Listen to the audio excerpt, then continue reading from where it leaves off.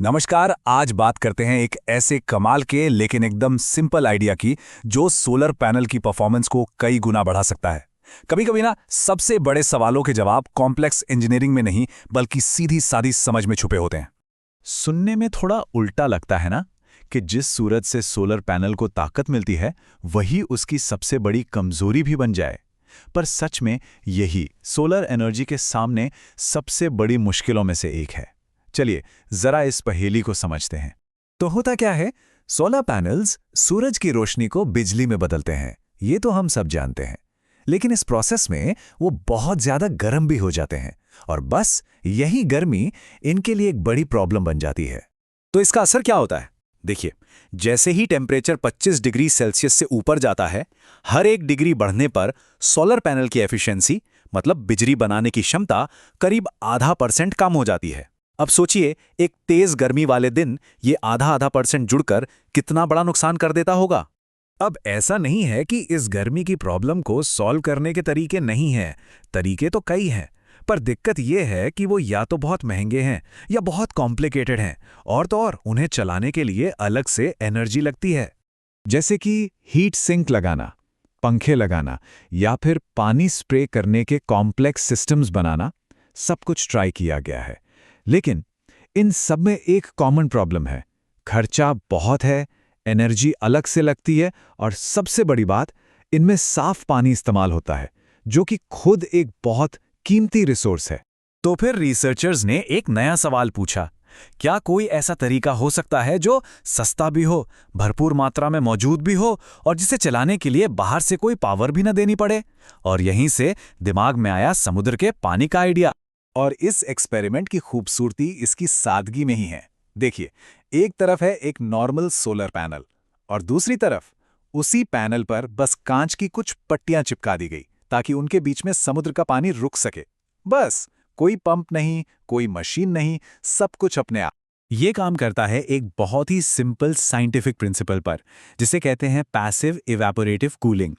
आसान भाषा में समझे तो जैसे पसीने आने पर हमारा शरीर ठंडा हो जाता है, ठीक वैसे ही ये समुद्र का पानी भाप बनकर उड़ता है और अपने साथ पैनल की सारी गर्मी खींच लेता है। और सबसे बढ़िया बात क्या है, इसमें 0 एक्स्ट्रा बिजली लगती है।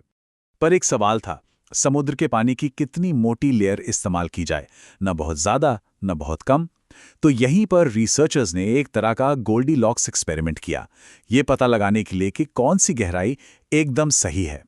तो उन्होंने 2 अलग अलग साइज से शुरुआत की। 30 मिलीमीटर की जो लेयर थी वो बहुत मोटी हो गई, इतनी मोटी कि उसने धूप को ही पैनल तक पहुंचने से रोक दिया। और जो 4 मिलीमीटर की लेयर थी वो बहुत पतली निकली, वो इतनी जल्दी सूख गई कि पैनल पर सिर्फ नमक की परत जमी रह गई। और ये देखिए कि क्या गड़बड़ हुई।